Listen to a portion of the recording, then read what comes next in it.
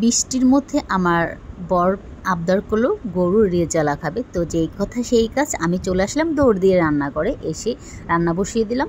তো আমি আজকে রান্না করব পুরো রেসিপিটা সরিষার তেল দিয়ে। তো এখানে আমি অল্প পরিমাণ সরিষার তেল, তেজপাতা, গরম মশলা, পেঁয়াজ দিয়ে ভালো মতো নাড়াচাড়া করে নিচ্ছি। মনের সুখে নাড়াচাড়া করছে, এতে দেখতেই পাচ্ছেন কি সুন্দর বুটবুট করছে না।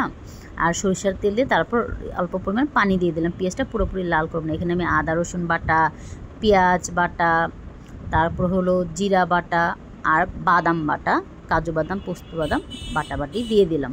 তো ভালো মতন আবার একটু নাড়াচাড়া করে নিচ্ছি। আর নাড়াচাড়া করতে যে ভালো লাগে রান্নার। আর আমি মনে যত নাড়াচাড়া মশলাটা করবেন ততই কিন্তু গ্রানটা বেরিয়ে আসে। এই দেখতেই পাচ্ছেন কি সুন্দর তেলটা উপরে চলে আসছে। আর এখানে অল্প পরিমাণ লবণ দিয়ে দিলাম। আমি সবসময় লবণ কম দিই, যারা আমার রেগুলার ফলোয়ার জানেন। তারপরে এখানে আমি অল্প পরিমাণ মরিচের গুঁড়ো দিয়ে দিলাম। এটাও ভালো মতো নাড়াচাড়া করে নিচ্ছি। তারপরে আমি এখানে দিয়ে দিলাম মশলা, একটু শাহি মশলা দিয়ে দিলাম। এটা ভালো মতো নাড়াচাড়া করে নিচ্ছি। আর কি সুন্দর যে গ্রান আসছে, আর কালারটা দেখেন, জাস্ট ওয়াও। নিজের রান্নার নিজেই প্রশংসা করি, সবসময় বলবেন।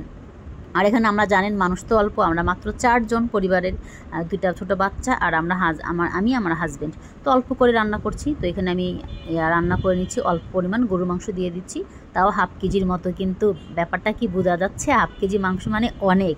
কারণ গরুর মাংস বেশি খাওয়াটা আমাদের পছন্দ না, আমি আমার হাজব্যান্ড খাচ্ছি না, মানে খাই না আমরা তেমন একটা। তো এই তো দেখেন ঢেকে দিয়েছি, সুন্দর তেলগুলো উপরে চলে আসছে। এটা ভালো মতন আমি কষিয়ে নেব।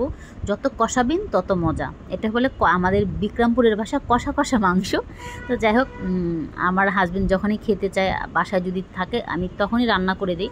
আমি মনে করি একটা স্বামীর মায়ের পরে যদি কারো কাছে আবদার করে, সেটা হলো তার স্ত্রীর কাছে। কারণ যখন বাবা মা না থাকে তখন তো স্ত্রীর কাছে আবদার করে। আমার শাশুড়ি নাই, আমার হাজব্যান্ডের মা নাই।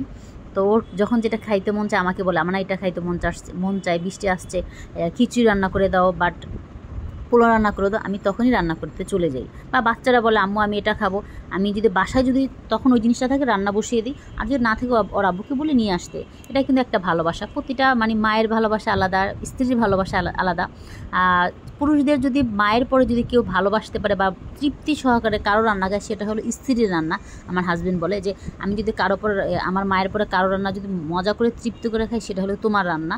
আর যেখানে যাক, আমার হাতে রান্না খুব পছন্দ করে। তো আমি কষিয়ে নিচ্ছি আর কথা বলছি আপনাদের সাথে। আমি মনে করি এরকম কষা টাইপের মাংস যে কী মজা রুটি দিয়ে। বাট আমি কিন্তু মাংস এতটা খাই না, তাও একটু চাপা মারছি যে মাংস খাই 2-3 পিস।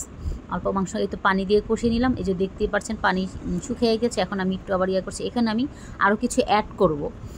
এখানে আমি কিচমিচ অ্যাড করেছি, বলতে ভুলে গিয়েছি আপনাদের সাথে শেয়ার করতে, ক্লিকটা নিতেই ভুলে গিয়েছি। তো এখানে আমি দিয়ে নেব হলো অল্প পরিমাণ টমেটো সস। তারপর বাসায় দুধ দিয়ে আমি টক দই তৈরি করেছি, সেই টক দইটা আমি দিয়ে নেব। দিয়ে আবারও সেই নাড়াচাড়া করে নেব।